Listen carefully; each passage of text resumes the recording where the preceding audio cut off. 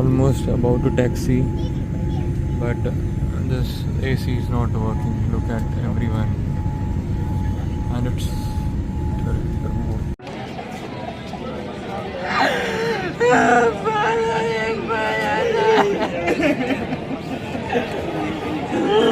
Take off होते ही जो है दुर्घटना का शिकार हुआ है।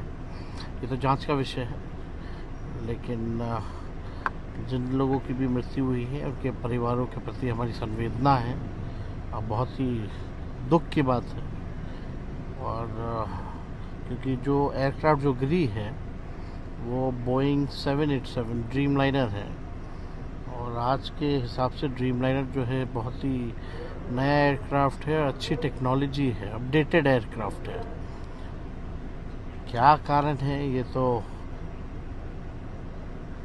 इन्वेस्टिगेशन टीम जो है इन्वेस्टिगेट करके ही बताएगी, लेकिन इस तरह के दुर्घटना से जानकारी भी मिली है कि किसी मेडिकल कॉलेज पे भी ये विमान गिरी है। हम लोगों को इस बात का बेहद दुख है। मैं बहुत दुखित हूँ, इसीलिए मेरा कोई औपचारिक स्वागत करने से मैंने मना किया। हमारे कार्यकर्ता बहुत उत्साह से आए थे, आप देख रहे हैं, तो ये बहुत दुख भरा माहौल है। हमारे पूर्व मुख्यमंत्री भी उस यात्रियों की सूची में थे। हम बहुत पीड़ित हैं। नहीं है, अहमदाबाद में स्थिति है, लगातार जनता से टैक्स लिया जाता है, टैक्स के नाम पे जनता को प्रताड़ित किया जाता है। हर एक हादसा और हजारों सपनों का अंत, अहमदाबाद विमान क्रैश। इस टॉपिक पे बात करना बहुत जरूरी है, क्योंकि अब यह पांच बार लगातार भारत में ऐसे केसेस देखने को मिल गए जिसमें बड़ा विमान क्रैश हो गया। आज हमारे साथ जुड़ी हुई हैं अमृता जी और विवेक जी, साथ ही हमारे साथ जितेंद्र जी भी हैं इस मुद्दे पर बातचीत करने के लिए। तो अमृता जी, आप किस तरह से देखती हैं इस हादसे? बहुत दुखदाई हादसा है, और किसी की भी मौत हो, कोई भी हादसा हो, वो दुखदाई ही होता है। मैम, ऐसा भी देखा जा रहा है कि वहाँ पे जब ये हादसा हुआ तो बेड्स कम पड़ जा रहे थे, लोगों को स्ट्रेचर्स नहीं मिल रहे थे ले जाने के लिए। तो मैम, ये तो बहुत बड़ी लापरवाही है ना। गुजरात में एक लंबे अरसे से बीजेपी की सरकार रही है। गुजरात को एक रोल मॉडल की तरह देखा जाता है पूरे भारत में, कि उस मॉडल को हम पूरे भारतवर्ष में अप्लाई कर सकें। लेकिन इस तरीके की अगर न्यूज़ आ रही है कि वहाँ पे स्ट्रेचर नहीं मिल रहे हैं, वहाँ पे बेसिक सुविधाएं नहीं मिल रही हैं कि पेशेंट को वहाँ घटना स्थल से अस्पताल तक लेके जाया जा सका, तो ये बहुत शर्मनाक है। डॉक्टर की जगह इंटर्न डॉक्टर थे। नहीं, ये बहुत शर्मनाक है, और इस पे खुद प्रधानमंत्री को जवाब देना चाहिए। आप किस तरह से देखते हैं इस घटना? पीड़ादायक है। और सबसे पहले तो जो भी इसमें दुर्घटना में मृत्यु जिनकी हुई उनको तो बीजेपी के ही ईश्वर उनको शांति प्रदान करे। पहले तो उनके प्रॉपर इलाज की व्यवस्थाएं होनी चाहिए। वहाँ पे जितने घायल हैं पहले उनको अस्पताल पहुँचाया जाए। जो जिनकी मृत्यु हो गई उनके शरीर को बड़ी सुरक्षा के साथ रखना चाहिए। और हाँ, एनडीआरएफ या जो भी तुरंत पहुँची उनको बधाई है, लेकिन वो तुरंत रिकवर कराएं सबको, A to Z। जवाबदेही बनती है लापरवाही की। लापरवाही कहाँ हुई है, चूक कहाँ हो रही है? अब जैसे ये छोटी मोटी घटना नहीं थी कि उड़ी और टेक ऑफ होते हुए फिर वो भी रिहायशी इलाके में गिरी है। जहाँ गिरी है वो कोई कॉलेज है बच्चों का, और उसमें शायद उस समय बच्चे खाना वगैरह क्या खा रहे थे। तो ये सब चीज़ें बहुत तकलीफ वाली हैं। कोई बच्चा है, पढ़ रहा है, अब उसके ऊपर अचानक गिर जाए तो इसकी जांच होनी ज़रूरी है। पहले इलाज होना ज़रूरी है, उसके बाद तो जांच के बाद आएगी ही सामने। इतनी सारी इस चीज को कैजुअल लिया गया कि वहाँ पर लोगों को ले जाने के लिए हॉस्पिटल में कोई भी सुविधाएं नहीं थी। देखिए, अब इस तरह की दुर्घटना के लिए कोई हमेशा तैयार नहीं रहता है, ठीक है, लेकिन एक जो कहते हैं ना कि एक बेसिक जो ज़रूरतें हैं वो होनी चाहिए हॉस्पिटल में। अब इमरजेंसी में आपने तैयारी की बात की, ठीक है, आपको पता है कि लगातार कोविड के कितने केसेस बढ़ रहे हैं, तो आप कह रहे हैं कि तैयारी ही नहीं है। कब जरूरत आ गई, और कोविड से हम कितनी बार जूझ चुके हैं। सरकार की बात करें तो सरकार दो तरह की होती है ना। कोई इतनी अच्छी भी नहीं होती है कि जितना वो सरकार वाले बताते हैं, सत्ता पक्ष वाले बताते हैं, और इतनी बुरी नहीं होती जितना विपक्ष बताता है। ठीक, तैयारी की बात तो वो हमेशा करेंगे। आप भी कहेंगे हम वो तैयार हैं, सड़क पर निकले कोई एक कार उड़ाते हुए चली गई तो क्या कहिएगा? तो वो मसला नहीं है। मसला ये है कि आपकी जो बेसिक ज़रूरतें हैं वो पूरी होनी चाहिए। अगर कोई आपके यहाँ मरीज पहुँच रहा है, कोई चोटिल पहुँच रहा है, तो उसका इलाज होना चाहिए। अब वो सीनियर करे इंटर्न करे, पहले उसका रिलीफ ज़रूरी है। सीनियर या इंटर्न से कोई मतलब नहीं है। इंटर्न भी जानकार होते हैं, रिलीफ ज़्यादा ज़रूरी है। मैम, जैसा कि अभी हमने बात की कि कोविड जैसे जैसे बढ़ रहा है और दावा लगातार सरकार की तरफ से आ रहा है कि हम पूरी तरह से तैयार हैं, हमारे पास सब कुछ सुविधाएं हैं, लेकिन ये सुविधाएं अचानक से ऐसा हुआ तो आज बेड्स की कमी हो जा रही है।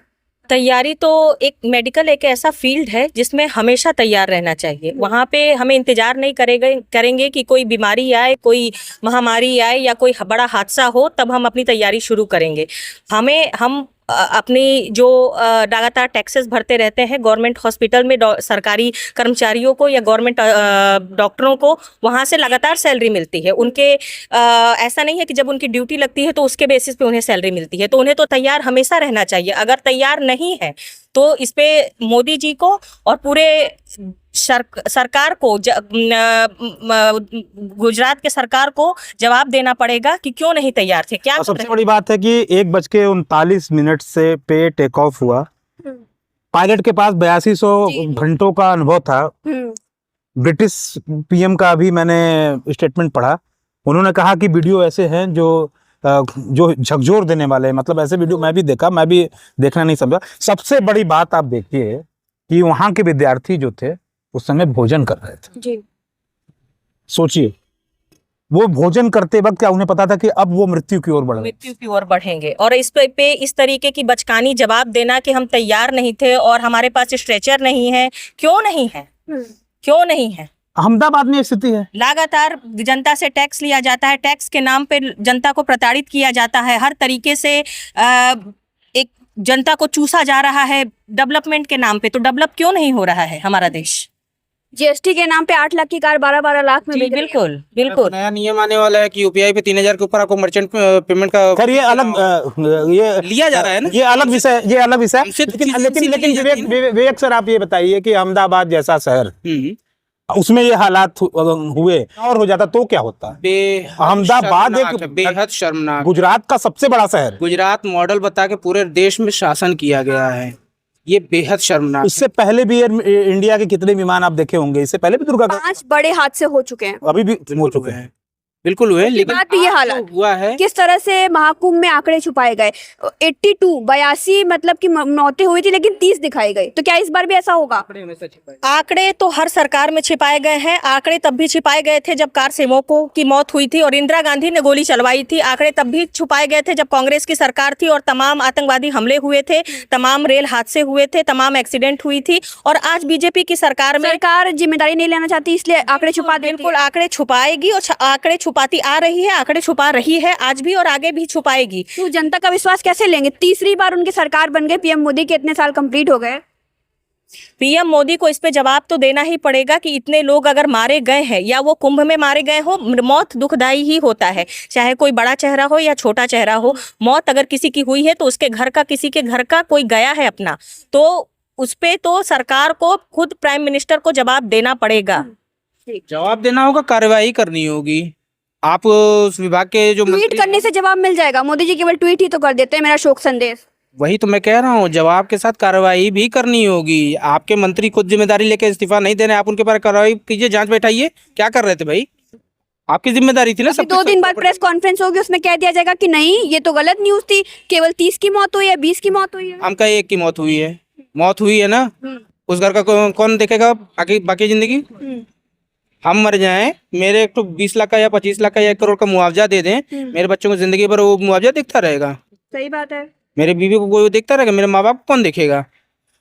तो वो 1 मौत हो या 100 मौतें तो जनता के सवालों से बचने के लिए ऐसा हो रहा है। बिल्कुल, ये तो हमेशा से पैंतरेबाजी रही है सरकार की। तो आगे चलकर कौन ही वोट देगा? 3 साल हो गए उनको। भरोसा जितना है तो उनको कार्रवाई करनी पड़ेगी, नहीं करेंगे तो फिर जो नुकसान है वो तो होता ही रहेगा। ठीक है, आप किस तरह से देखते हैं इस मुद्दे को? आप हमारे साथ हैं। किस मुद्दे? अहमदाबाद में इतना बड़ा केस हुआ, इसमें कई लोगों की जानें गई हैं, जानें ऐसे जा रही हैं। उनको सही से इलाज कराना चाहिए, सही से डॉक्टर का पूरा सुविधा देना चाहिए सरकार को, और उनका सपोर्ट पूरा अच्छे से करना चाहिए। तो ये थे हमारे साथ कुछ पब्लिक। आप देखते रहिए रिपब्लिक हिंदुस्तान। मैं तनीषा।